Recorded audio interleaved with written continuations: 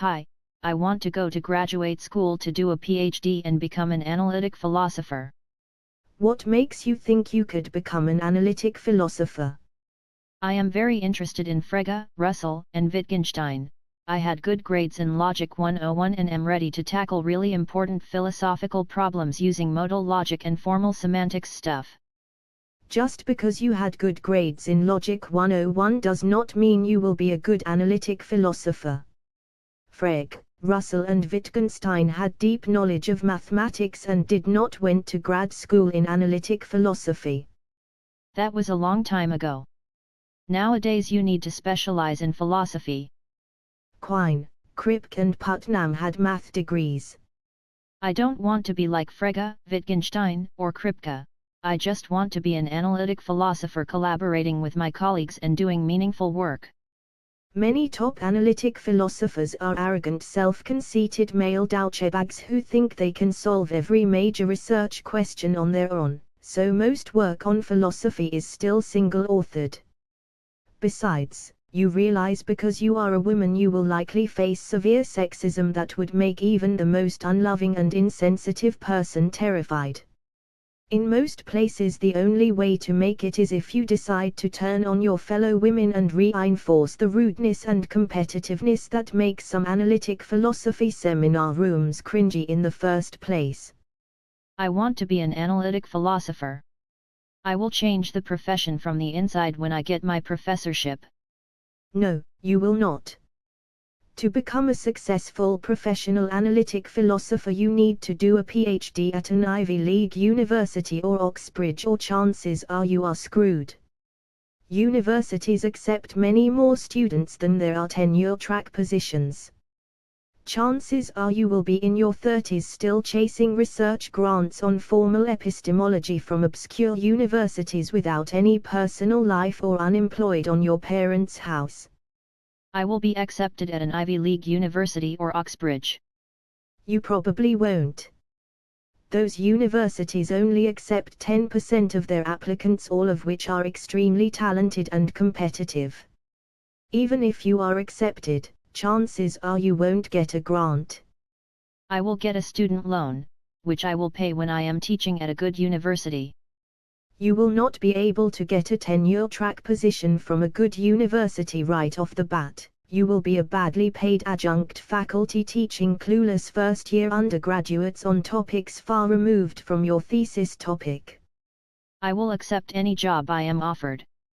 I will use it to pay the bills so I can do first-rate research on a hot topic and become a tenured professor. You will not have time. As an adjunct faculty member, they will give you the largest share of the teaching load, so you will not have the time to do your research. I will teach until I become tenured and have time to do first-rate work on metaphysics, philosophy of language and philosophy of mind. Even if you get tenure doing mediocre work, you will not be able to do first-rate work afterwards, as you will realize that you can only build on your thesis topic and you lack the specialized skills necessary to be the best in your field. Specialized skills? Yes. The best metaphysicians should know mathematical logic and physics, the best philosophers of mind should know neuroscience, the best philosophers of language should know linguistics, etc. I will be like David Chalmers and work on philosophy of mind. David Chalmers studied math in Adelaide and cognitive science in Indiana.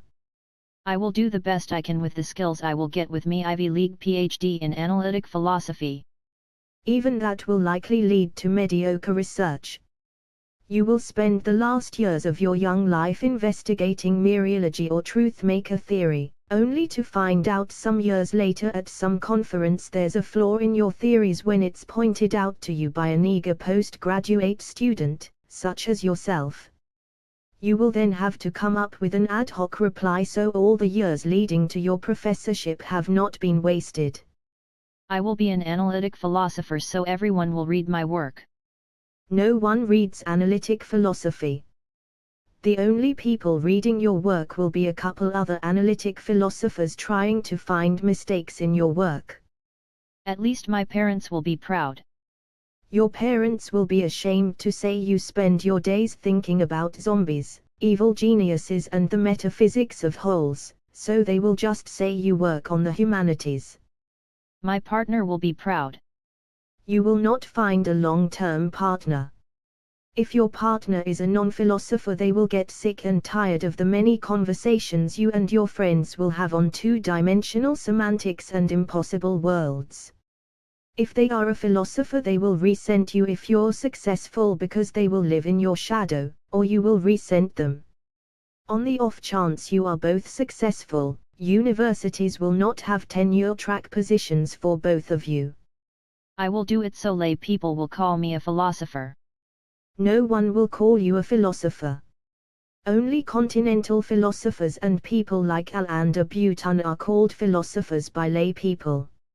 I will call myself a philosopher. You can do that right now and you won't have thousands of dollars in student debt or to work on a narrow research topic you don't really like just because it's a trendy topic your supervisor chose for you, like the epistemology of peer disagreement or metaphilosophical topics like the evidential value of intuitions and thought experiments. My peers in academia will respect me. Scientists will mock you because your results are a priori. Humanists will insult you for having a formula fetish and your philosophical peers will denigrate your work any way they can if that helps them aggrandize themselves.